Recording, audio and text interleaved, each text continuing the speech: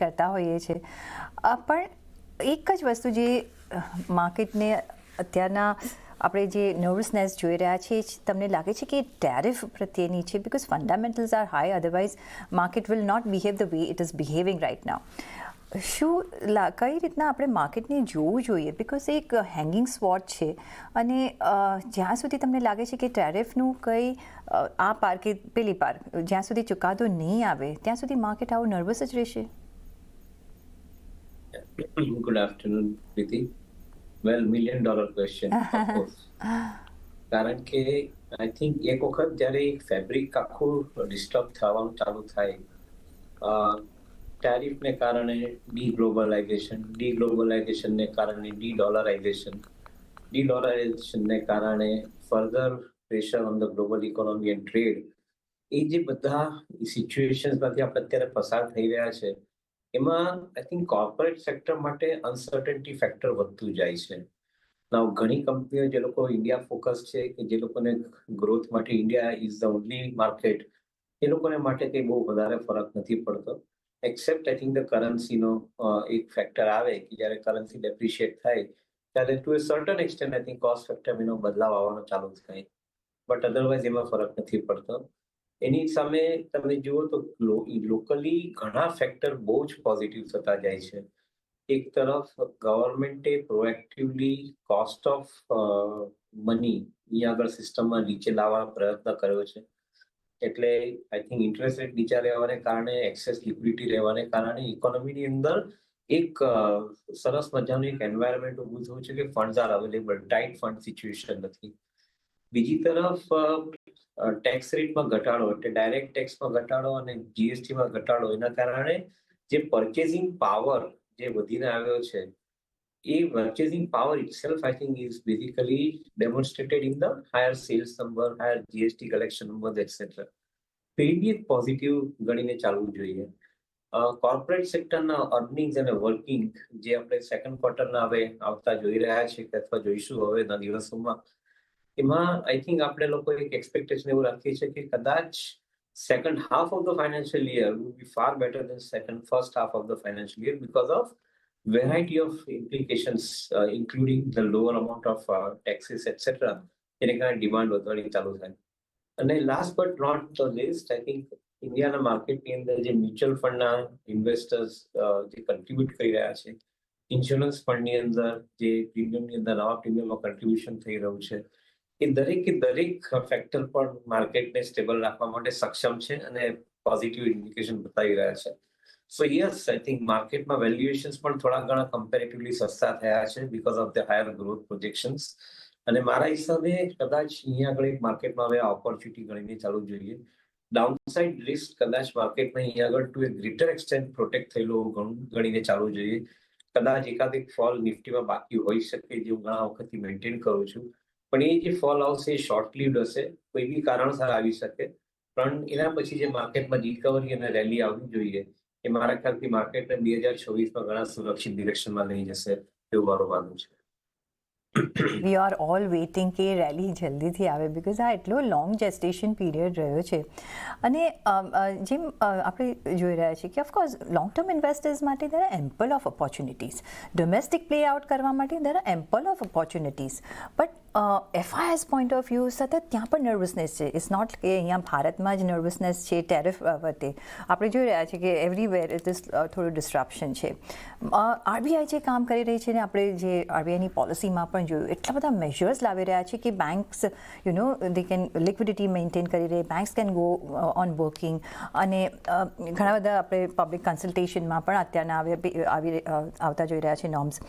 But અત્યારના જો આપણે નજર રાખવી હોય from the point of view of the corporates, capex versus consumption, કઈ રીતના એ બેલેન્સિંગ કરી શકે ને કઈ રીતના આગળ જતાં આપણે જોઈ શકીએ છીએ કામકાજ? No, I think it's a very relevant question. Consumption જેમ વધતું જાય છે તેમ કેપેક્સ કોર્પોરેટ્સ એડ કરતા જાય છે. અને good part of this capex programme is કે અહીંયા આગળ પૈસા પોતાની પાસે જે કરન્સીમાં જનરેટ થયા છે તેના પર કેપેક્સનો પ્રોગ્રામ વધારે છે. એટલે જે લગભગ કહીએ ને કે ફ્રી કેશ ફ્લોઝ જે બચે એ કેપેક્સમાં વાપરતા જાય છે કંપનીઓ. કંપનીઓ પોતાના ફ્રી કેશ ફ્લો સિવાયના બીજા બોરોડ મની કદાચ નથી વાપરતી, કારણ કે બોરોઈંગ માટેનો જે એક અંદરનો એક કોન્ફિડન્સ હોવો જોઈએ, કોન્ફિડન્સ મિસિંગ છે. એની સામે માર્કેટ કેપિટલાઇઝેશનનો એક એડવાન્ટેજ જેમ મળે છે, એને કારણે કંપનીઓ માર્કેટ કેપિટલાઇઝેશન એડવાન્ટેજને કારણે પૈસા માર્કેટમાંથી વધારે મોબિલાઇઝ કરી રહ્યા છે. So in a way, I think in a way it's a good thing which is happening, કે માર્કેટનો વેલ્યુએશન્સની કારણે પૈસા તમને મળતા હોય અને at the same time comparatively સસ્તા પડતા હોય પૈસા, તો ડેફિનેટલી આઈ થિંક એને ગ્રોથ માટે વાપરવા જોઈએ, જે દરેક કંપનીઓ કરી રહી છે. In my view point, I think કોઈ કંપની બેલેન્સ શીટમાં કેશનો ભરાવો નથી કરતી. દરેક કંપની આઈ થિંક કેશને યુટિલાઇઝ કરી રહી છે. So that is a very good sign according to me. પણ measured employment of money, not crazy employment of money. Even likes of Reliance, likes of Adani's કે Tata's, એ લોકો બી જે નવા પ્રોજેક્ટમાં પૈસા નાખે છે, ગ્રીનફિલ્ડ સબ્જેક્ટમાં પૈસા નાખે છે, એ પોતાના કેશ જનરેશનના બલબૂતા પર એ લોકો પૈસા એમ્પ્લોય કરી રહ્યા છે. So in my viewpoint, I think it's a very disciplined approach, and that is where markets are relatively more stable, and એની અંદર કોન્ફિડન્સ ઇન્વેસ્ટરનો આપણા માર્કેટમાં વધારે છે, એવું મારું માનવું છે. Okay, but that brings me to the next question. Maybe the big companies, the established companies, એ લોકો સસ્ટેન કરી શકશે, પણ તમને શું લાગે છે મિડ ટુ અધર કંપનીઝ? તમે કહ્યું કે પૈસા મે બી હવે કોસ્ટ ઓફ ફંડ્સ કદાચ ઓછું થશે, પણ બીજી બાજુ એમ પણ વિચારશું કે ઓકે, કોસ્ટ ઓફ ફંડ્સ હમણાં ઓછું છે, હું બોરો કરું, પણ સામે એમને જ્યારે ટ્રેજેક્ટરી ખબર ન હોય કે કઈ રીતના કન્ઝમ્પશન પિકઅપ કરશે, તો why would that person take? શું this is a valid point to think about in future, જ્યારે આપણે વાત કરી રહ્યા છીએ ત્યાંના?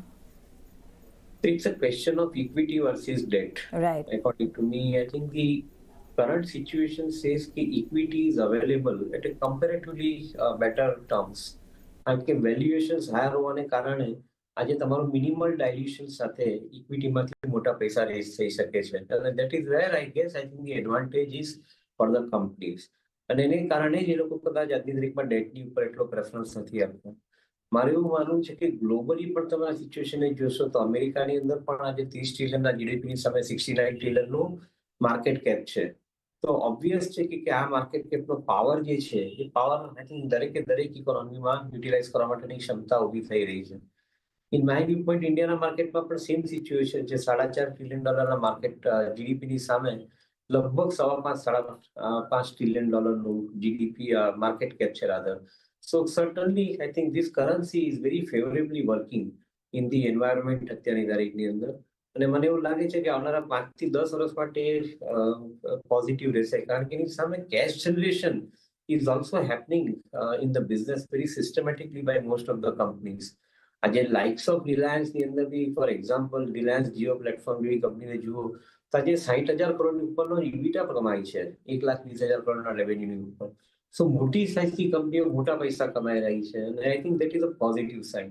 મને એવું લાગે છે કે ડેટ ઇમિડિયેટલી પ્રેફરન્સમાં નહીં આવે, for a reason that I think equity is available at a very compelling proposition at this point of time. So, question આવે છે, પણ I don't know how much I will be able to cover. So પછી જે exercise હમણાં RBI કરી રહી છે, એના જેવો ફ્રૂટ્સ આપણે જાણવા હોય, because rates are getting lower, liquidity આવી રહી છે, ક્રેડિટ પિકઅપની આશામાં આવી રહી છે, કઈ રીતના તમને લાગે છે કે ફૂલ જસ્ટિસ મળશે? અને સેકન્ડલી, તમે જેમ કહ્યું કે ન્યૂ આઈપીઓઝ માર્કેટ જેમ અત્યારના આપણે જોઈ રહ્યા છે, because people want to raise money, right? અને અત્યારની સિચ્યુએશન આપણે જે જોઈ રહ્યા છે ઇઝ ધ બેસ્ટ સિચ્યુએશન. કઈ રીતના તમે આ માર્કેટને પણ જોઈ રહ્યા છો? No, I think 2 points. Importantly, RBI is proactive. I think very important. કારણ કે એક એન્ટિસિપેશન છે કે કન્સોલિડેશન ઓફ બિઝનેસીસ થવાનું સ્ટાર્ટ થશે. કારણ કે જેમ વધારે ને વધારે ટેકનોલોજી ડ્રીવન બિઝનેસીસ ડેવલપ થતા જાય છે, it is asking for consolidation. For example, Zomato acquiring અને બ્લિંકિટ એની અંદર મર્જ કરી રહે અને એક કંપનીની અંદર ઓપરેટ કરવાનું સ્ટાર્ટ કરે. સો દેટ મીન્સ કે I think they are also creating the forward integration for themself in other space. In my viewpoint, I think this is a reality. In every business, you will find consolidation is a reality. And જ્યારે consolidation reality થતી હોય, for example, public sector undertakings છે, એમાં એક consolidation થવાની જગ્યા છે. Public sector banks છે, ત્યાં consolidation થવાની જગ્યા છે. જ્યાં મોટા enterprises છે, એમાં consolidation થવાની જગ્યા ઊભી થતી હોય, તે સમયે આરબીઆઈ જો પ્રોએક્ટિવલી બેંકોને એક્વિઝિશન માટેના પૈસા માટેની એક પ્રોવિઝન કરીને આપે અને આ કદાચ કાલે ને કાલે વપરાવા નથી એ પૈસા, પણ 6-12 મહિનાની આસપાસ જ્યારે બી આવી સિચ્યુએશન ઊભી રહે ત્યારે બેંક પાસે જગ્યા હોવી જોઈએ એ ફંડિંગ કરવા માટેની. That's what exactly RBI is doing. So we must appreciate what RBI is doing at this point of time, as far as I think creating the size of the fund for the corporate to acquire new assets or consolidate. બીજી તરફ જે IPO નો તમારો જે question છે is valid question. જે September મંથની અંદર જ લગભગ 50,000 કરોડ ઉપરના ફંડ રેઝ થયા છે આઈપીઓ માંથી, અને આ મહિનાની અંદર જે રીતે તેના ઓક્ટોબર મહિનામાં શરૂઆત થઈ છે, કદાચ we will be crossing September month as far as I think raising opening is concern. તો માય વ્યૂ પોઈન્ટ અને આઈપીઓ ની અંદર ફંડ રેઝ કરવાની જે પ્રક્રિયા છે એ કઈ 1 કે 2 મહિના માટેની પ્રક્રિયા નથી. મારા ખ્યાલથી આ 5 થી 10 વર્ષ માટેની પ્રક્રિયા રહેશે.